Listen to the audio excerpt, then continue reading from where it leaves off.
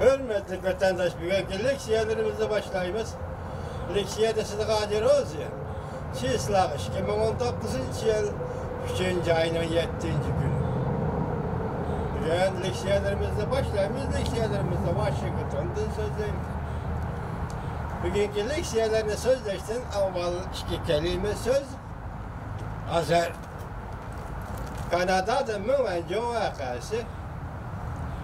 Şimdi hazır Amerika Koşmuş Ştatları bilen cümle oturuz elip birliğin soda söhbeti nayeti nazik bir devirde bir vakit içinde duruptu.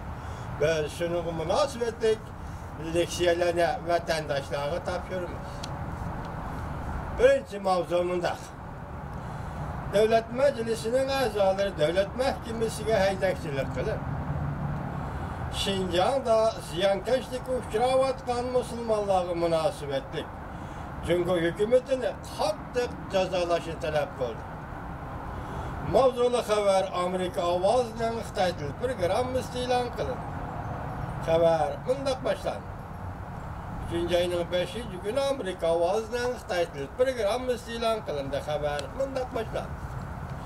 Washington Amerika Devlet Mahkemesi bazı partiye guruhlardan algılan parlament azaları haftanın 1. günü Prezident Trump hükümetinden ağrıdı. Amerika'nın Şinjan'daki Müslüman asallık milletlerinin kişilik hukuku dehleteruz kıldı deb ayıplangan Cumhur'a qaytırgan cevabı yeterlik bulmadı deb görsetti. Amerika Koşmuş Ştatları Devlet Mahkemesi bir neçe ay burun cezalaş mümkünlüğü doğrusunda izlengen. Reiters, haftanın 2. günü haber kılıp, yani 6. günü haber kılıp bundak görsetti. Avam Palatası. Taşkı münasebetle komiteti partiye guruhlardan algılan parlament azaları. Devlet Mahkemesi Devlet İşlakatı Mike Pompeo'ya xat yazıp bundak görsetti. Bu mesele Cumhur'a bağlı bolupla kalmazdı. Belki bütün dünyadaki zoravan hükümetlerge körüstüp koyduğun yani bir tarifi şu ki özünün kılga işleri özü mesul buluşu talep kılınmış. Çünkü zoravanlık kılıvatılı Şinjan'da, yakınımızdaki Uyguristan'da. Şuna biz bu arkalık bütün dünyadaki zoravan hakimiyetlerge özünün kılığa, işine özü mesul buluşu talep kılınmış degan Maşa nahsıda fikrimizde görüştüğümüz demekçe Amerika Devlet Meclisi'nin azalı. Devlet İşlakatı Mike Pompeo ötken yıl 9. ayının 28. günü bu komiteye xat yazıp bundak diye. Amerika Koşmuş Ştatları Devlet Mahkemesi Cumhur'un Şinjan'da yani bizden müstemlike Uyguristan'da kişilik hukuku dahleteruz kılış hareketlerini imbargo kılış boyunca izdeniş talep kılgan. Cümleden hukukla kalay makan işletkenlerini hukuk boyunca imbargo kılıştı öz işçi alın.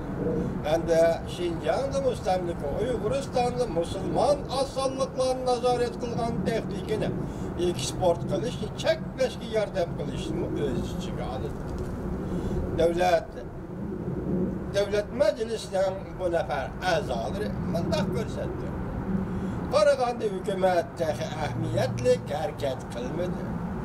Şunun için evetken hatta bu xil qattiq ziyankeşlik qilish qilmishdir. Mesela Cumhur'un Şinjan'da Uygurlarga bu xil qattiq ziyankeşlik qilish qilmishdir. Qarata ciddilik duygusu içinde muamele kılışını talep kıl. Yani hükümetten Amerika Koşmuş Ştatları hükümetinin bu işe ciddilik duygusu içinde muamele kılışını talep kıl.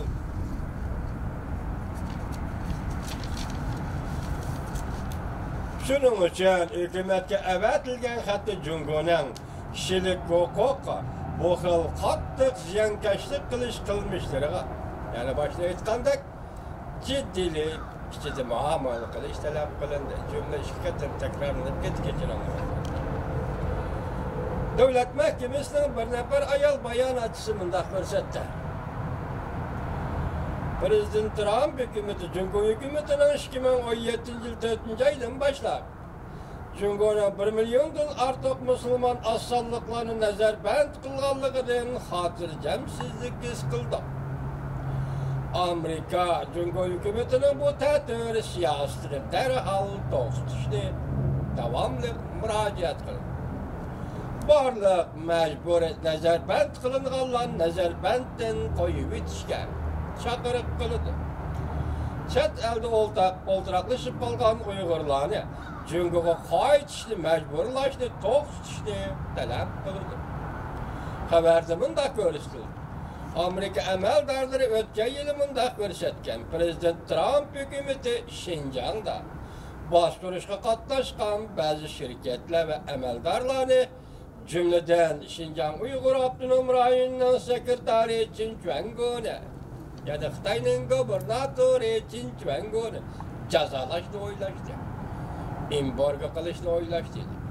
Biroq Amerika hukumati Cumhur bilan nozik savdo suhbati kirib qolganligi sababli bu embargo siyosati amaliylashtirildi.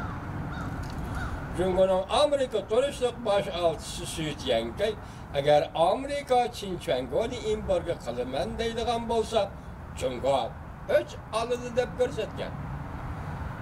Bu kishi o'tgan yil 11-ayning 29-kuni shunday ko'rsatgan.